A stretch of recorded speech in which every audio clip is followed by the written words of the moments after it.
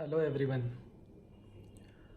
आलसीपन, बहुत ही सुस्त लगना, क्या ये कोई बीमारी का लक्षण हो सकता है या हम इसको नॉर्मल बोलेंगे?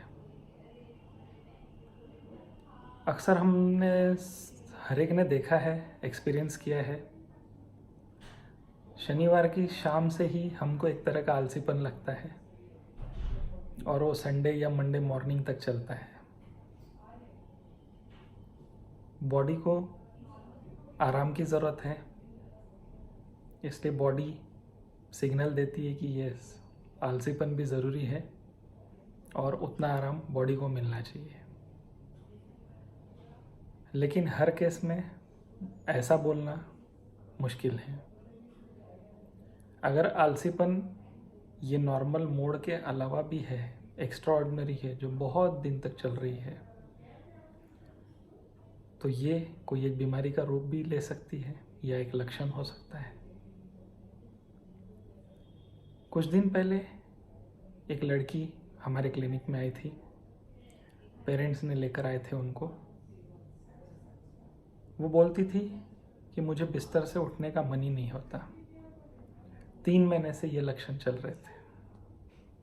न बात करने का मन होता, सर में भारीपन लगता है, हाथ पैर में ताकत ही नहीं लगती, बस बिस्तर में पड़ी रहूं और कुछ ना करूं, ऐसा वो बता रही थी।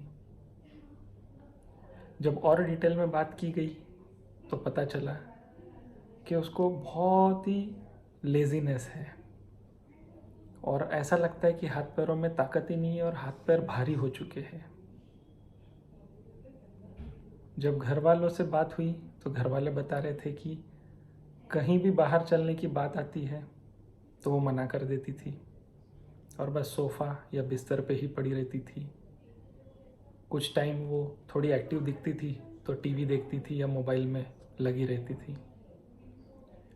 हम सब बाहर जाते थे लेकिन वो नहीं आती थी। कुछ दिन पहले एक शादी थी रिश्तेदारों में, उसमें भी वो नहीं आई और धीरे धीरे 3 महीना हो गया।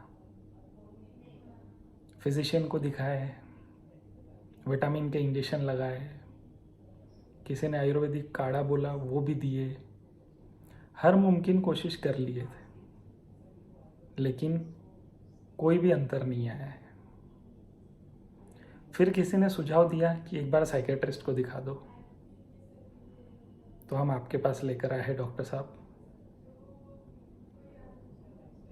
पिताजी से मैंने कहा कि ये 3 महीने से है, इसका मतलब ये नॉर्मल नहीं है, इसके पीछे कोई अंडरलाइंग कॉज होना चाहिए, शारीरिक या मानसिक। मानसिक वर्ड जैसे ही मैंने बोला, पिताजी थोड़ा क्रोधित हो गए। वो बोले, मानसिक कारण कैसे हो सकता है? मैंने उनको समझाया कि ये साइकोमोटर रिटार्डेशन हो सकता है। ये नया वर्ड सुन के उनके क्यूरोसिटी भी बढ़ी और वो पूछने लगे कि ये क्या चीज़ है। मैंने उन्हें बताया कि जब पूरे फिज़िकल कॉज रूल आउट हो जाते हैं तब हम इसको साइकोमोटर रिटार्डेशन, एक सिम्टम्स है जो डिप्रेशन का हो सकता है। फिजिशियन ने थायराइड की टेस्ट, विटामिन की test, sodium, potassium, kidney, liver function test सब कुछ कर लिए थे और सभी कारण नहीं थे, सभी रिपोर्ट्स नॉर्मल थी। फिर पिताजी पूछे कि ये डिप्रेशन क्या है। मैंने उन्हें समझाया, हमारी मन में बहुत सारी नसें रहती हैं, हमारी भावना, इमोशन, हम जो सोचते हैं, हम जो नींद लेते हैं, ये सब की अलग अलग नसें दिमाग में रहती है, हमारे मन में रहती है और कहीं ना कहीं इनका ऑर्केस्ट्रा बिगड़ जाता है तो ऐसे लक्षण हो सकते हैं। पिताजी फिर बोले कि डॉक्टर साहब आप ये क्या बोल रहे हो, उसको किस बात का डिप्रेशन होगा, सब कुछ तो अच्छा है। वो 24 वर्ष की थी, वो बोलने लगे कि मैं 24 वर्ष से उसे जानता हूँ, उसको कोई टेंशन नहीं है, कोई डिप्रेशन नहीं है, अगर कुछ रहता तो वो हमको बताती। मैंने उन्हें समझाया कि डिप्रेशन में दिमाग में रसायन की बढ़ोतरी या कमी के कारण ऐसे लक्षण हो सकते हैं। हमारे मन की बैटरी चार्ज करने की ज़रूरत रहती है। शायद उसके मन की बैटरी काफ़ी डिस्चार्ज हो गई है, बैटरी को चार्ज करना ज़रूरी है। पिताजी फिर बोले, कैसे चार्ज करेंगे? मैंने कहा, दवाइयों से। जैसे शरीर में कमज़ोरी आती है तो विटामिन के इंजेक्शन लगाकर उसकी भरपाई की जाती है, उसी तरह ऐसे लक्षणों में एंटी डिप्रेसेंट देकर इसको ठीक किया जाता है। पिताजी बोले, बिल्कुल, आप स्टार्ट कीजिए। हमने एंटी डिप्रेसेंट स्टार्ट किए।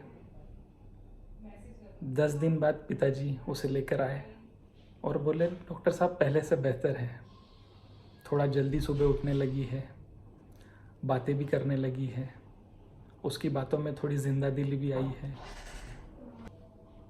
वो काफ़ी सेटिस्फाइड लगे। 10 दिन बाद थोड़ा सा डोज और एडजस्ट करके और एक प्रिस्क्रिप्शन दिया गया। 2 से 3 हफ्ते में उसकी सुस्ती काफ़ी निकल चुकी थी। वो खुद को काफ़ी एक्टिव पा रही थी, चेहरे पे एक हंसी आ गई थी, आलसीपन काफ़ी कुछ निकल चुका था। फिर पिताजी पूछने लगे कि अब हम काउंसलिंग शुरू कर सकते हैं क्या? मैंने कहा, बिल्कुल, ये सही वक्त है, अब चार्जिंग हो चुकी है, अब पूरी तरह रिजल्ट आने के लिए काउंसलिंग शुरू की जा सकती है। और हमने काउंसलिंग भी स्टार्ट करी। धीरे धीरे जब 6 हफ्ते होने लगे, उनके लक्षण पूरी तरह बिल्कुल ठीक हो गए थे और डिप्रेशन का उनको एक नया इंट्रोडक्शन हो गया था। पिताजी और माताजी मेरे पास आके बोले, डॉक्टर साहब हमको तो पता ही नहीं था कि ऐसे भी मर्ज रहते हैं। उन्होंने मुझे थैंक यू कहा। मैंने कहा, हम हमारा फ़र्ज़ अदा कर रहे हैं, जो हमने पढ़ाई की है वो हम आपको बता रहे हैं, और साइंस जैसा बोलता है वैसा इलाज दिए तो वो बिल्कुल ठीक हो गई। हमने ये भी बताया कि ट्रीटमेंट जब तक हम बोलते हैं तब तक बंद ना करें, कुछ महीने लगातार इलाज लेना बहुत ज़रूरी है, और उन्होंने वैसे ही किया।